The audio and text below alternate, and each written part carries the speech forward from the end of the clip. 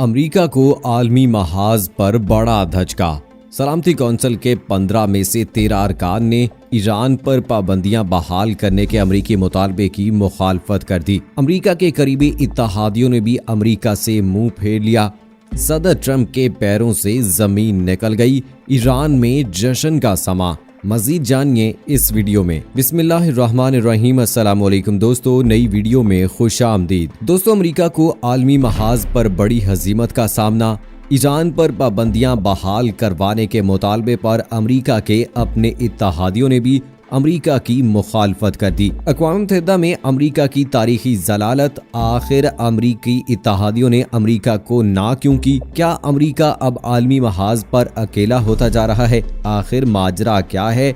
ये सब और इस हवाले से तमाम तर तफसीलात जानने के लिए इस वीडियो को आखिर तक जरूर देखिएगा।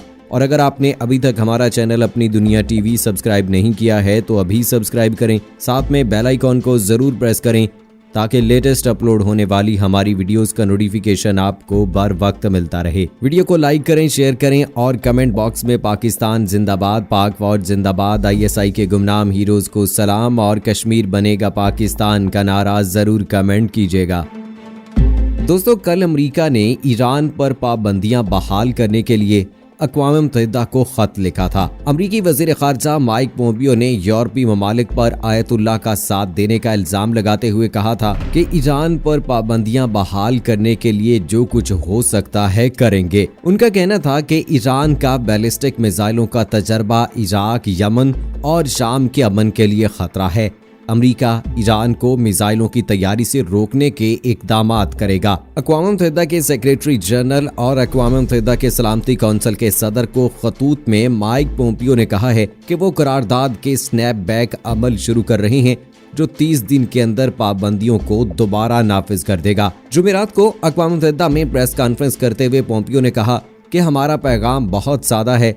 अमरीका दहशतगर्दी की दुनिया के सबसे बड़े रियासती हमायती मुल्क को कभी भी आज़ादाना तौर पर जंगी तैयारे, टैंक, मिसाइल और दीगर किस्म की रिवायती हथियारों की खरीदो फरोख्त करने की इजाज़त नहीं देगा। अक़वाम मुत्तहिदा की ये पाबंदियां जारी रखी जाएंगी।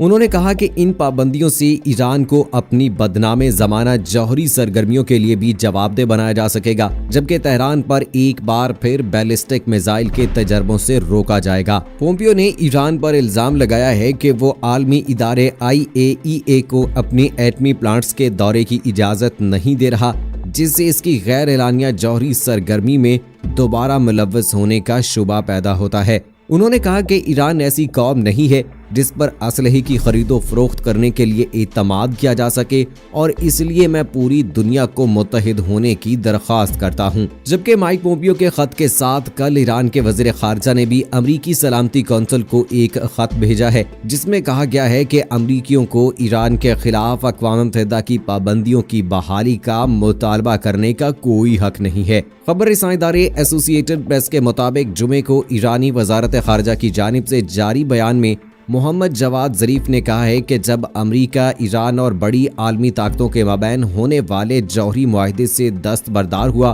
तो वाशिंगटन ने इस मुआहदे के तहत ये मुतालबा करने का हक खो दिया था। दूसरी जानिब इसराइली वज़ीर आज़म ने ईरान के खिलाफ पाबंदियां बहाल करने के लिए अक़वाम मुत्तहिदा को लिखे गए अमरीकी खत का खैर मकदम किया था, लेकिन 3 अहम यूरोपीय मुल्कों फ्रांस, बरतानिया और जर्मनी ने अमेरिका के इस मुतालबे की मुखालफत की थी। दोस्तों, यहाँ याद रहे कि 2018 में ईरान और अमेरिका के दरमियान सूरत हाल उस वक्त कशीदा हुई जब सदर ट्रंप ने यकतरफा तौर पर ईरान और आलमी ताकतों के दरमियान तयशुदा जौहरी मुआहदा तोड़ा था। ईरान के जनरल सुलेमानी को साथियों समेत निशाना बनाया, जिसके नतीजे में वो जान बहक हो गए। इस वाक़े के बाद से दोनों ममालिक के दरमियान सूरत हाल खतरनाक हद तक कशीदा है। लेकिन वो कहते हैं ना कि कभी कभार इंसान के अपने भी इसका साथ छोड़ जाते हैं, तो हर जगह दूसरों का साथ छोड़ने वाले अमेरिका को भी इस बार आलमी महाज पर बड़ी जलालत उठाना पड़ गई है। एक रिपोर्ट के मुताबिक अक़वाम मुत्तहिदा के सलामती कौंसिल के बेशतर अरकान ने ईरान पर आलमी पाबंदियां बहाल करने के अमरीकी मुतालबे की मुखालफत कर दी है। गैर मुल्की मीडिया के मुताबिक ईरान पर पाबंदियां बहाल करने के मामले पर अमरीका को मुंह की खाना पड़ी है, क्योंकि सलामती कौंसिल के 15 रुकन ममालिक में से 13 ने ईरान पर पाबंदियां बहाल करने की मुखालफत कर दी है। सलामती कौंसिल के 13 रुकन ममालिक ने अमरीकी खत पर रद्द-ए-अमल में कहा है कि जिस न्यूक्लियर डील से अमरीका 2 साल पहले दस्तबरदार हो चुका है, उसको इस्तेमाल करते हुए वाशिंगटन का ये इकदाम गैर कानूनी है। सलामती कौंसिल के इन 13 रुकन ममालिक ने वाज़े तौर पर कहा है कि वाशिंगटन सलामती कौंसिल की करारदाद 2231 के जरिए ईरान पर पाबंदियां दोबारा लागू नहीं कर सकता। गैर मुल्की मीडिया रिपोर्ट्स के मुताबिक अमरीका के अहम इत्तेहादी बरतानिया समेत फ्रांस, जर्मनी, बेल्जियम, चीन, रूस, वियतनाम, नाइजीरिया, जनूबी अफ्रीका, इंडोनेशिया और तंजानिया ने अमरीकी इकदाम की मुखालफत में जवाबी खत लिखा है। अमरीकी इकदाम पर सिफारतकारों का कहना है कि रूस और चीन समेत दीगर ममालिक ईरान पर पाबंदियां बहाल करने के हक में नहीं हैं। अमरीकी वज़ीर ख़ारजा माइक पोम्पियो ने ईरान पर पाबंदियों की मुखालफत करने पर रूस और चीन को तंबीह करते हुए कहा है कि अगर ईरान पर पाबंदियों की मुखालफत की गई तो अमरीका खुद एक्शन लेगा। अब दोस्तों, इस वक्त जबकि अमरीका पर उम्मीद था कि वो बआसानी एक बार फिर ईरान को आगे बढ़ने से रोकने में कामयाब हो जाएगा, तो वहीं अमरीका के अपने करीबी इत्तेहादियों ने ही अमरीका से मुंह फेर लिया है। जर्मनी, फ्रांस और बरतानिया, जो अमरीका के काफी करीब माने जाते हैं, उन्होंने अमरीका को ना करके ये साबित कर दिया है कि अमरीका का ये मुतालबा वाकई गैर कानूनी है। और दोस्तों, सलामती कौंसिल के 15 में से 13 अरकान की जानिब से अमरीका के इस मुतालबे की मुखालफत के बाद अमरीका के लिए अब ईरान पर पाबंदियां बहाल करवाना भी मुश्किल नजर आ रहा है। और अगर अमरीका ऐसा करने में नाकाम हो गया तो इस बात का मुमकिन इम्कान है कि वो ईरान के खिलाफ कोई नई साजिश करने की कोशिश करेगा ताकि वो आलमी महाज पर अपने आप को सच्चा साबित कर सके। लेकिन अब इस हवाले से देखना ये बाकी है कि आखिर अमरीका अपने इस मुतालबे को पूरा करवाने के लिए किस हद तक जाता है और ईरान का इस पर क्या रद्द-ए-अमल सामने आता है। वहीं दूसरी जानिब आपको बताते चलें कि अमरीका और ईरान के माबैन कशीदगी में दिन ब दिन इजाफा होता चला जा रहा है। आज से कुछ अर्सा पहले एक रिपोर्ट सामने आई थी जिसमें ये इंकशाफ किया गया था कि ईरान में होने वाले हालिया धमाकों और आतिशज़दगी के वाक़यात के पीछे भी अमरीका और इसराइल का हाथ है।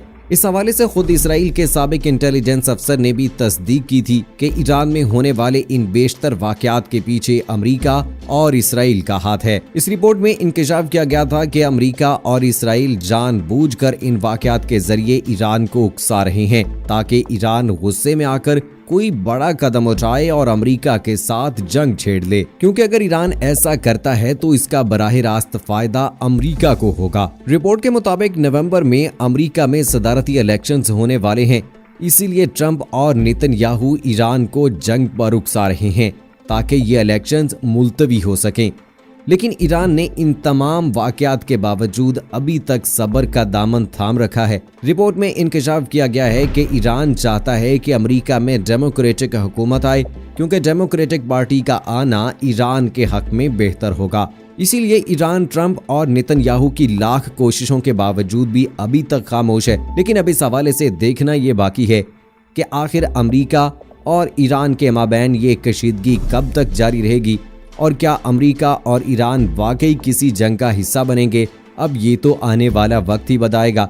लेकिन दोस्तों, आपका क्या कहना इस हवाले से अपनी राय का इजहार कमेंट सेक्शन में ज़रूर कीजिएगा। मुझे अगली वीडियो तक इजाज़त दीजिए। फ़ी अमानिल्लाह।